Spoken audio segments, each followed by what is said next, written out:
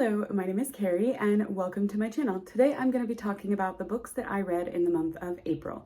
And hopefully this will be a short video because there were only 4 books that I read the entire month. As I believe I mentioned in my March wrap up, I really struggle around March and April every year, and I'm not quite sure why, but I'm always falling into a reading slump around this time. April was unfortunately no exception to this year.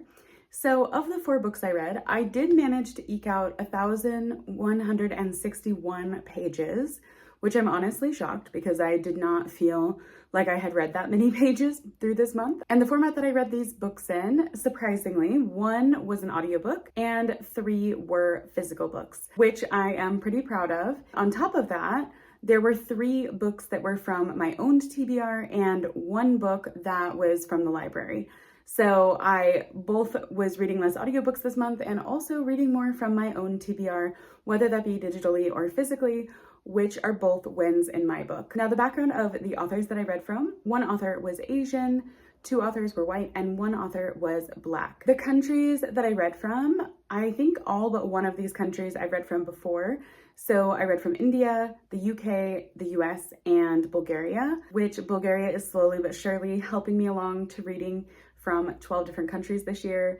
I don't think I've ever read a book from a Bulgarian author before, so that was actually pretty exciting. My rating for the month was a 3.37, which is actually pretty good, and a slightly better sign was that I had no DNFs in the month of April. Since that wraps up the statistics, let's get into the books. I am again going to talk about these in the order of least to most liked, and the first one I have to start off with is Neon Vernacular. This is a poetry collection by the American poet Yusef Komunyakaa. To be honest, I was kind of confused by this collection because it's advertised as a testimony to the Vietnam War. That is honestly such a small part of this collection.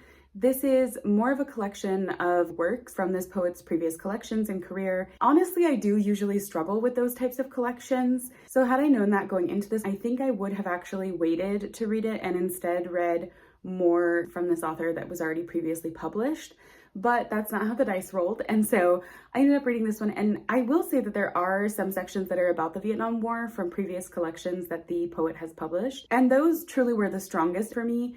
However, I noticed a bigger problem with this collection. There were so many descriptions of women in this collection that made me really uncomfortable to read. And I don't think I would really recommend it because I really strongly disliked the way that this poet discussed women and hypersexualized almost any woman that was mentioned in this collection. So this was the lowest rated for me. I think I would give it probably about like a 2.5 out of 5 stars. After that one, I picked up the book Time Shelter. This is by, I believe, Georgi Gospodinov, and it was translated from the Bulgarian by Rodel. Very fun fact, one of my best friends actually knows the translator personally because she was the head of the Fulbright Bulgaria program, and she is very passionate about translating Bulgarian works into English. So it was really exciting to see that come to fruition with this book. And I want to highlight that this book really does have a beautiful translation. There are a lot of concepts being discussed in this book, and so the language that was used here to translate these things was very well done and made this a very emotional read, which is certainly a difficult job in translating. But I guess I should go back and first explain what this book is about. Basically, there are these 2 men who come up with this idea for a time shelter for people who are experiencing Alzheimer's and dementia. It's essentially a time capsule that these people can live in and receive treatment in these very protected spaces. The idea really gains traction, but then it becomes a much larger scale thing where there are countries that actually want to adopt this as their way of life. And there are all of these ethical, socio-political, cultural challenges that really complicate this story. That word complicated, I think, is also a really good way to describe this book because there are kind of these disconnected vignettes that guide the story. There is a through line in terms of a plot and a way that the story is moving forward. However, a lot of this book is on reflection. This reflection for nostalgia and a past that can never really be, and the way that we romanticize the past, how the further away events feel, the more complicated it becomes to remember certain things or to even preserve the ideas or way of life of certain things.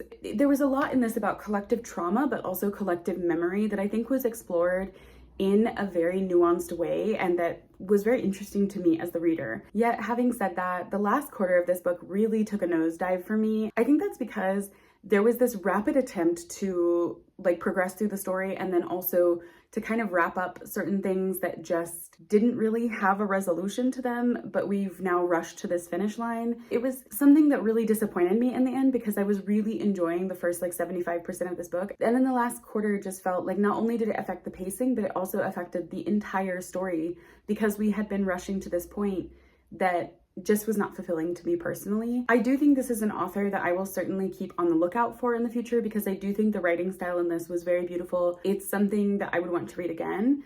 So hopefully more of this author's works will be translated into English. There might be another one that is like planned if I remember correctly, but I'm really glad that I gave it a shot. And I definitely can see why this one was recommended for so many awards because structurally it does feel like it is experimenting with something new here that I don't see a lot in other books. In terms of rating Time Shelter, I gave it a 3 out of 5 stars. The next book that I want to talk about is actually oddly connected to Time Shelter because Time Shelter talks a lot about the year 1968 and how this was a year for political protest and like uprising in many countries. And I picked up a book that I wasn't really aware was going to cover this as much as it did, but there was this weird crossover that was pretty interesting, and that was At the Existentialist Café by Sarah Bakewell.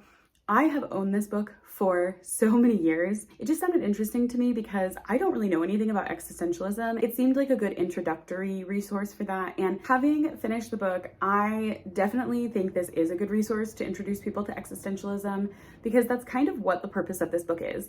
It's meant to give a brief history of existentialism, talking about its origins and how it kind of manifested from phenomenology. And then also it takes a look at the really influential figures in existentialism as we move through their lives and the way that existentialism kind of developed from their writings and their beliefs.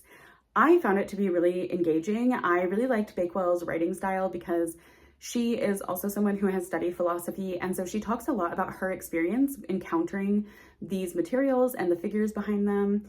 And I just appreciated that. I think that it made for a kind of playful tone with the reader, you know, reflects some of the thoughts that you might have as you're reading through this. Like, I remember there was one book she was talking about where she was like, I remember reading this and being like, I don't understand a single word that this person is saying, and thinking that people are stupid for loving this book. So it didn't feel like it was bogged down in academic jargon or intimidating language or ideas. In my opinion, Bakewell made this pretty broad topic really accessible. She's a great writer in analyzing things and contextualizing them for people who may not have any background information on these subjects.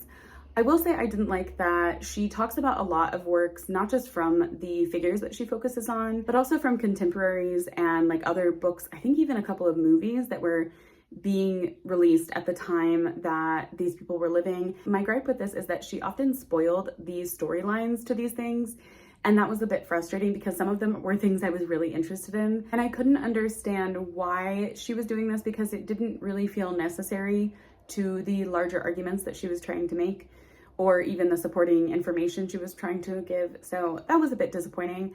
Another thing that I do want to touch on in this is there is a really awkward part of this book where there is a conversation that Bakewell tries to kind of initiate and then snub out about how African-American writers and like thinkers were moving to France to escape racism within the US. Her argument to this is really odd to me because she goes into this whole thing about how, well, you know, like James Baldwin already did this. There are white Americans that were doing this all the time. What's the big deal about this one specific writer that was moving to France and received a lot of criticism for this? And I think this was lacking in nuance in analyzing the criticism from people who were historically and at that time presently oppressed by the French government because of the color of their skin, and the really jarring juxtaposition of African Americans who were coming to France and seen as like intellectually and civilizationally more advanced than these people from formerly colonized countries. You know, there's a lot of like geopolitical and racist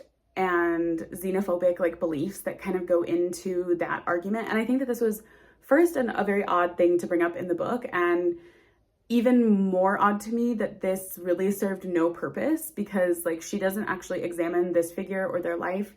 It is like a weird side tangent that is so lacking in nuance and exploration that I really question why it was added in the first place. And I'm sure some people might be thinking, if it was such a small detail, why point it out? But it was something that was very odd to me as an American reader because I believe Sarah Bakewell is British. It was just something that was very odd in the commentary of like the history of what was happening in the US at that time with the civil rights movement, and then also the juxtaposition of like things that were happening in France during this time with their formerly or currently colonized countries and how they were treating people in these places. So yeah, that's like an area of historical interest to me. So I found it just to be weird. I don't know that I'm explaining my thoughts on this in the best way, but something to just be aware of. I ended up giving it a 3.5 out of 5 stars though, because again, I think that this is a book that really did teach me a lot about this specific movement, and I did enjoy Bakewell's writing, even if there were some parts to it where I thought there could have been like improvement in like the chronological telling of certain events or the explanation of like certain things. And the last book, and the book that I considered my best book of April, was A Witch's Guide to Magical Innkeeping by Sangu Mandanna, the long-awaited companion to A Very Secret Society of Irregular Witches. I think that's the right title. I might have said that wrong. Apologies if I did.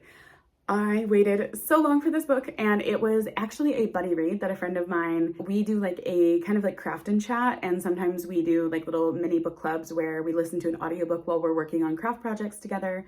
This was the book that we picked, and this is technically a companion to the first book. There is not only a different society of witches that we are following, but also different characters from the first book. In this book, we follow a young witch who has saved her aunt after her aunt died. She brought her back to life, and this is illegal, so she lost her magical powers and is now living at this inn where she's kind of collecting these like lost souls. They feel very drawn and connected to this house. There is this found family element that was also present in the first book, but I really like the different way that it's shown in this book. So what I liked about this book, I definitely liked the found family aspect. I think that it was really well done, and I think that there were some really beautiful reflections in this on the meaning of family, the kind of frustrations with life, the feeling like you should be in a specific place in life but not really being there. There's a lot in this about advocating for yourself and for the people you care about that I really enjoyed. However, I do think the plot was a little bit underdeveloped in terms of it taking a while to really refocus on the main issue. There wasn't this suspense that kept me guessing like what is going to happen next. It was very clear to me where the story was going to go. This really became a problem too with the ending of the book, because the ending was really rushed and there is this dramatic buildup that just never really hits the mark for me. And I think so much of that ending felt very predictable. That was a bit disappointing. I mean, I loved this cast of characters, and there's something that was really comforting about this book in many ways, but I expected there to be a better story to it than just so much a character study. So it was all right. I gave it a 4 stars, and I kind of stand by that because I did still have fun reading this. There were a lot of laugh out loud moments. I think also reading it with a friend and getting to discuss my thoughts with her was really nice as well, to kind of like help me understand why I was feeling a certain way about something or why I was confused about something. So even though it doesn't really live up to the first book for me,